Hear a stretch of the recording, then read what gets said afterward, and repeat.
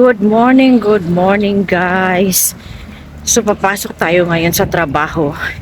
Winter na, hindi pala winter. Tapos na pala yung winter, spring na. Pero grabe yung lamig ngayong umaga guys. Alam niyo ba yung suot ko? Tatlong patong na yan, dalawang jacket, isang t-shirt. T-shirt muna tapos dalawang coat. So grabe pa rin yung lamig. Papasok ako guys. 7:30 yung pasok ko, nilalakad ko lang. So ngayong araw, hindi siya maaraw, hindi maaraw, makulimlim. Kaya grabe ang lamig. Naninigas na yung ano ko. Naninigas na yung kamay ko, oh. Tapos yung isa nakahawak pa sa cellphone. Sko. Naninigas na. Yung pasok ko kasi 7:30 sa una kong trabaho. Tapos pagkatapos nito, matatapos ako ng 12:30 guys. Tapos mag-aabang ako ng bus mamaya. Kasi may second job ako na 1:30 hanggang 5:45. So sinusulit ko habang meron pang trabaho. Kasi sayang naman yung kita.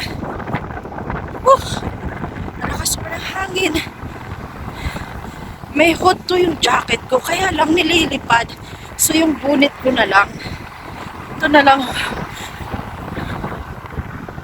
Yung kamay ko, naninigas na. Nasa highway lang. Para, lang to guys, 10 minutes, 5 to 10 minutes. Kung binibilisan ko yung paglakad ko, madali lang. So, pinapagalan ko. Lakas mo ng hangin. Diba, ang gaganda ng mga bahay nila, oh. Ang lalaki ng mga bahay dito. Tapos, madalas dito ang mga tao rito sa Australia. Alam nyo yung mga lahi, mga Indian. Ang dami-dami nila dito. Kahit saan. Kasi yung kapitbahay namin, ganun din. Bihira ka makakita dito ng puti. Halos dito mga Indian. Diba ang ganda? Kasi spring na ngayon. Papalapit na rin yung summer pero malamig pa rin. Sobrang lamig. Tapos ngayon tapos mamaya guys, papakita ko sa inyo yung pasakay ng bus kasi sasakay ako ng bus mamaya. Mag-aabang lang ako paglabas ko ng trabaho. Meron na yung bus stop dyan. Dyan ako nag-aabang. 12:30 yung tapos ko sa trabaho. Tapos ang bus dadaan mga 12:50, minsan 1 o'clock. So ang tinatakbo lang ng bus, nasa 10 minutes lang ang takbo niya, nasa trabaho na ako. So malapit lang kasi wala namang traffic dito. Eto na nga guys, after ng 10 minutes ay nakarating na tayo sa ang trabaho ko. So bago kaming makapasok dito, kailangan namin ng PIN code. Pagdating naman doon sa loob, saka kami magla-login kasi hindi kami basta-basta makakapasok dito na walang PIN code. So, dito na tayo sa trabaho ko, guys. So, sa morning, ito na yung ginagawa ko. Pagdating ko sa kitchen with the chef, ito yung ginagawa ko. Kailangan ayusin ko na yung mga trolley. Dapat naka-ready na lahat yung mga trolley, yung mga fruits, yung mga cutlery ng mga kids. So, tapos na yung trolley ko. Kaya, ito yung ginagawa ko after. So, magpe-prepare ako ng mga sandwich for almost 200 kids. So, 'di ba kung gaano karami yung mga kids sa childcare na pinapasukan ko. Yung kitchen hand, yung aking trabaho, ako yung assistant ng chef. Ako yung tumutulong sa kanya, tumutulong sa mga gawain sa kitchen, yung mga lulutuin niya, piniprepare ko.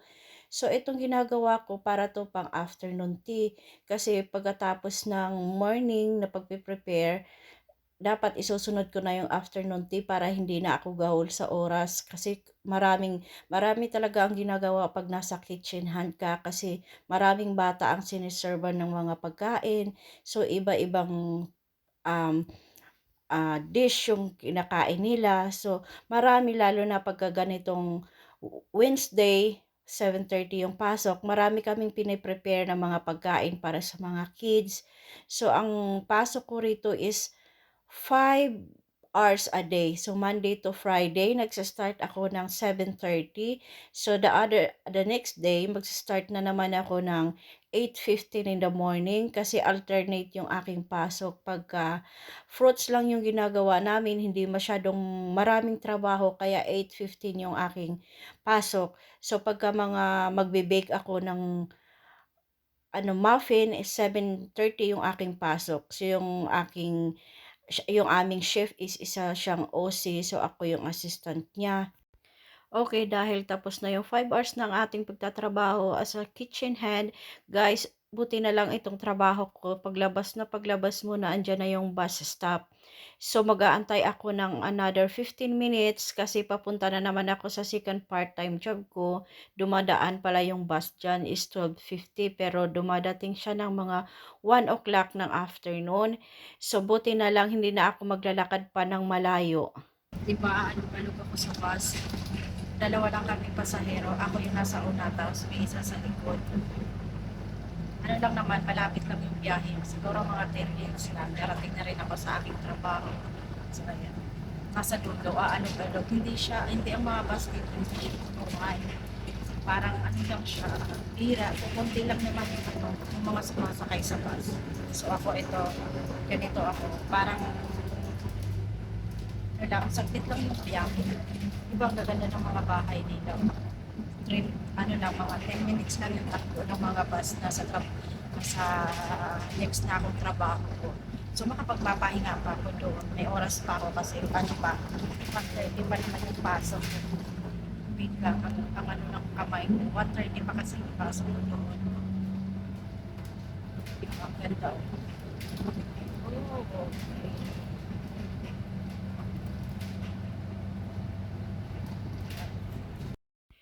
Hi, tapos na naman ang buong araw ng aking pagtatrabaho, guys. Ayan, sinundo ako ni Neil dahil maaga yung kanyang uwi ng bahay. 3 o'clock na sa bahay na siya. Yung labas ko sa aking pangalawang trabaho is 5:45.